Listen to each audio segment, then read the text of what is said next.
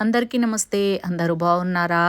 నేను ఈరోజైతే జొన్న దోశలు ఎట్లా చేస్తానో చూపిద్దామని వచ్చేసినబ్బా. దానికి కాంబినేషన్‌గా టమాటా చట్నీ మొన్న ఊర్లో చేసుకొని తీసుకొచ్చిన. అదే వేసుకొని తింటున్నాము. అయితే ఈ టమాటా చట్నీ నా ఛానల్‌లో ఉందబ్బా. మీరు కావాలంటే చూసేయిరి. మా మేనత్త చేసిందనమాట. 15 డేస్ నిల్వ ఉంటది ఈ టమాటా చట్నీ అనేది.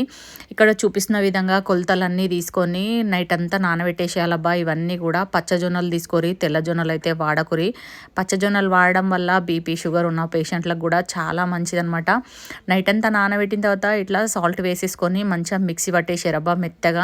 ఇంకేముంది, కొంచెం జీలకర్ర కలుపుకొని దోశలు వేసేసుకున్నాడే. జొన్న రొట్టెలు రెగ్యులర్గా తినలేని వాళ్ళు ఇట్లా జొన్న దోశలు కూడా చేసుకోరబ్బా. నెయ్యి వేసుకొని కాల్చుకోరి, మస్తు కమ్మగా కుదురుతాయి అన్నట్టు. ఇంకా ఇవాళ ఒక విషయం చెప్పాలని వచ్చేసినబ్బా. అదేంటంటే మేము చిన్నగా ఉన్నప్పుడు మా ఇంట్లో పులిహోర చేస్తే నచ్చకపోయేది. మా అమ్మ ఎంత మంచిగా చేసినా కానీ నాకు నచ్చకపోయేది అన్నట్టు.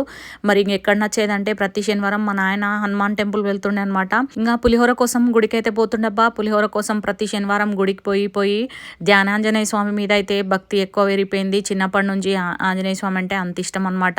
ఇంకా ఆ స్వామి అయితే కరుణా కటాక్షాల వల్ల చాలా ప్రమాదాల నుండి, అన్ని ఇబ్బందుల నుండి అయితే తప్పుకున్నాం మేము. నిజం చెప్పాలంటే మస్తు పవర్ఫుల్ అనమాట. కర్మంగట్ ధ్యానాంజనేయ స్వామి టెంపుల్ ఎంతమందికి తెలుసో నాకు కామెంట్ బాక్స్లో కామెంట్ చేయరబ్బా. ఈ వీడియోకి అయితే ఒక లైక్ కొట్టుర్రి. సబ్స్క్రైబ్ చేయని వాళ్ళైతే సబ్స్క్రైబ్ చేసుకోరి. Thanks for watching. బాయ్.